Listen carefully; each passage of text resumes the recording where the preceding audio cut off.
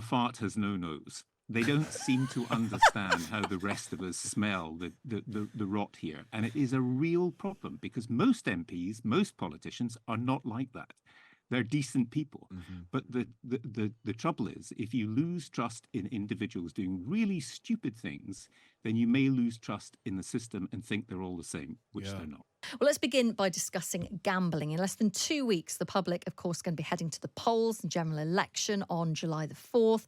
How damaging are these betting allegations, which are being investigated by the Gambling Commission? Just to remind you the details of them, Tony Lee is the Conservative Party's Director of Campaigning. He's taken a leave of absence after it was disclosed that he and his wife, Laura Saunders, a Tory election candidate, are being investigated by the Gambling Commission. It's over bets placed on the election date. We don't know the details of the bet or the value, but we do know that there is that investigation.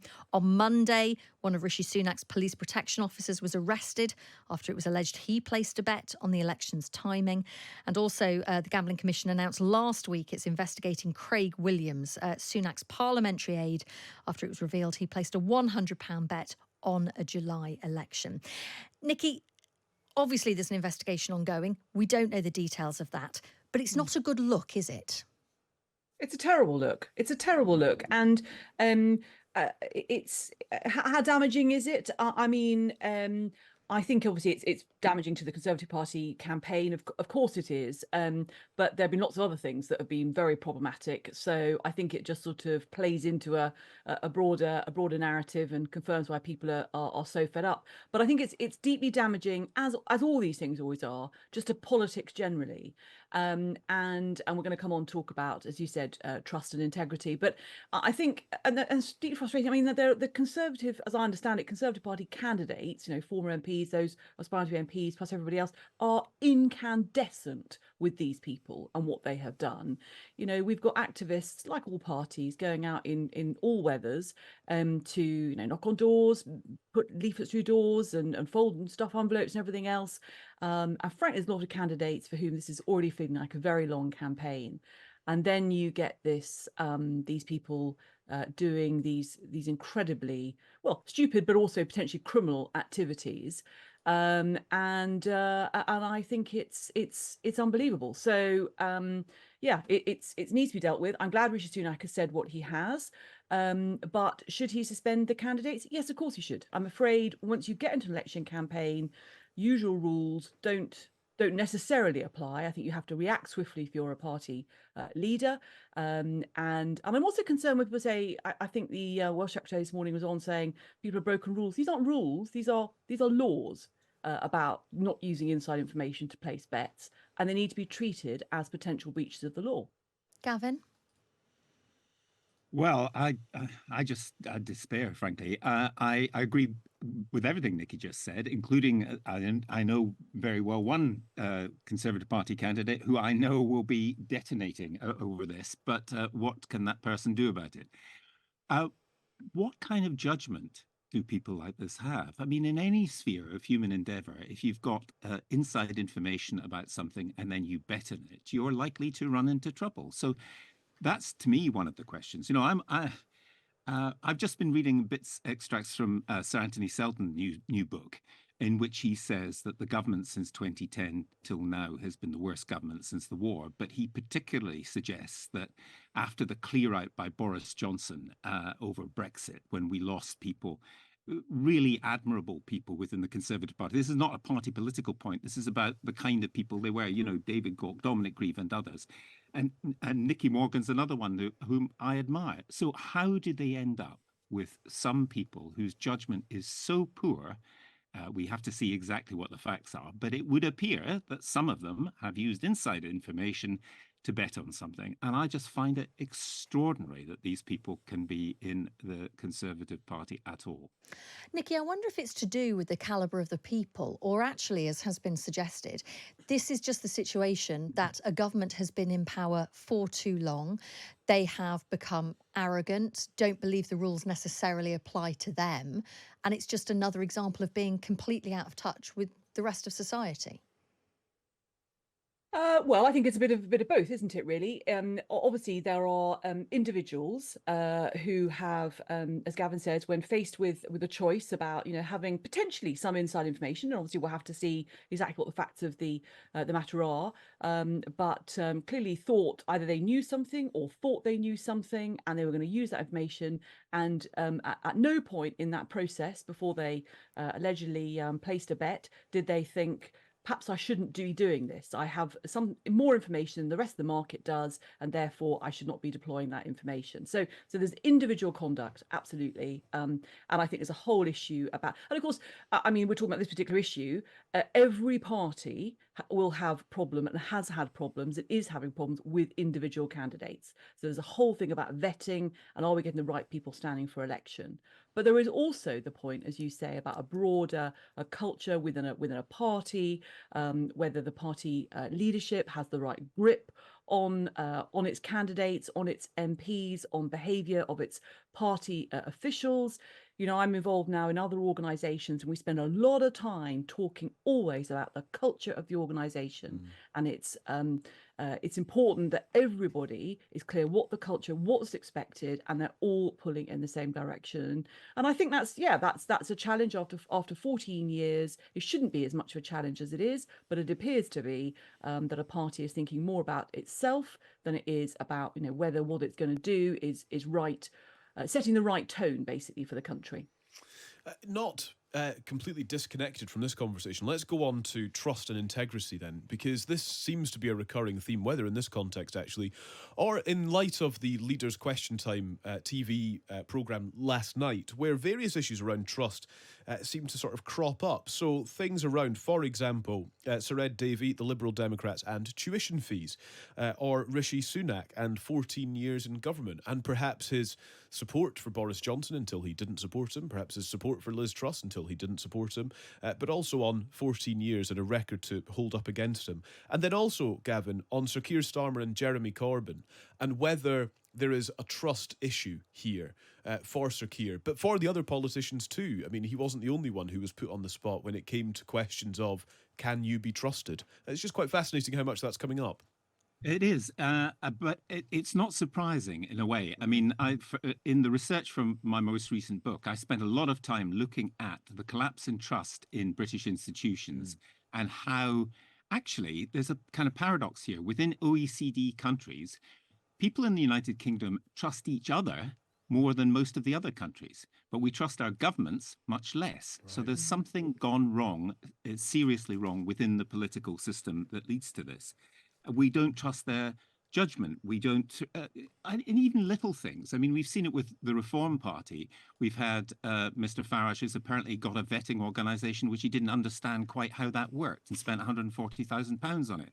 Or he said recently, the World Economic Forum, we've got to stop the government being a member of it. Governments are not a member of these things. So, it takes 2 minutes on Google to check some of these facts, and we have got a group of rather entertaining people, including Mr. Johnson and Mr. Farage and others. But do you actually trust them? You might be amused by them. And I think I was talking to a German friend about this, and he said the worst thing is the lack of self-reflection. What is it about some of the decisions that they take, including sending pictures of yourself to somebody anonymously that you met on a dating site? I mean, what would actually lead most people to do that? And my German friend said, oh, well, Bertolt Brecht had a great phrase for this. In German, it's Furz hat keine Nase.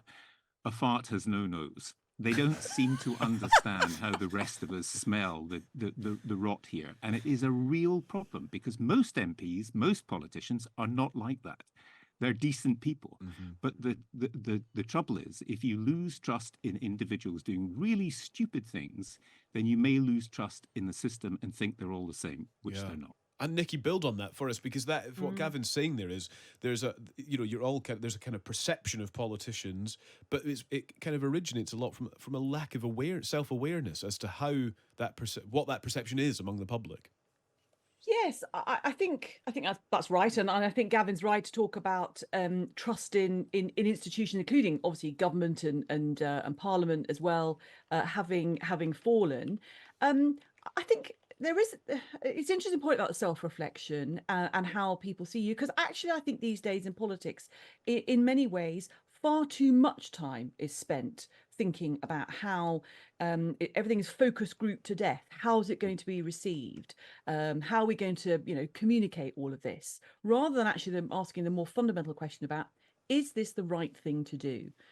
Yes, can we afford it? But ultimately, is this actually going to solve the problem? Or if we think this is right, how are we going to deliver it? And I think trust is obviously an important part of the election, but I do wonder sometimes whether it's almost a proxy as well for competence. We actually just want people who are going to be able to set out a program, say what's possible, what they intend to do, and then get on and do it. But equally come back, I think, to the electorate and to say why something's not been possible, or why actually the situation had to change. I remember, as a constituent MP, people would come and see me in the surgery, and they would say, "I want you to advocate for this," or "I want you to, get the government to this." And I would say, I would try to say back to them whether I thought it was possible, and try to be honest there and then about, I understand why you might think that's important or you want it to happen, but it's just not going to, and it's not going to for these reasons. And also setting out other people's views. I would get people coming in saying, "I want this thing must happen." I say, well, I've just had somebody saying exactly the opposite. Yeah. So how is the government going to, or the minister or the MP, going to reconcile that? And the only way to do these things is by really honest dialogue. And I think that's why actually this campaign is now becoming actually quite scratchy, isn't it? I can hear in your interview earlier on with Peter Kyle your frustration, Callum, and I'm sure it was the same with whoever was the Conservative who was the Welsh Secretary Today interview this morning. And I think with all the journalists, and I think with the public, there is just this feeling of we're not getting told what everything is. Is that because the politicians think, well, actually the public's not ready to hear these things, or because they think if we just don't go into this too deeply, no one's going to notice, and then we'll be able to do what we want after the 4th of July? I think that point there, Nicky, on is the public not ready.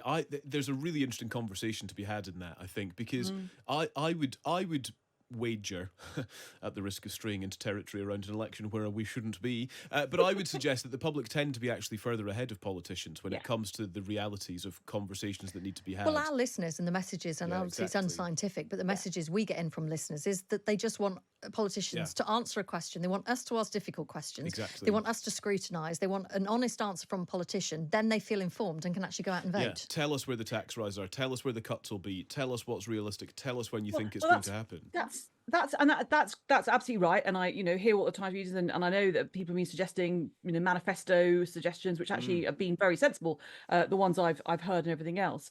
But equally, if a politician does say, and I think we've had this conversation before in this slot, if a politician does say, actually the truth is we don't know what we're going to have to do about this because we haven't had the briefings, or it's impossible to know which taxes are going to have to change, then you have a day of headlines of ex-politician has no idea what they're doing or what they're going to do.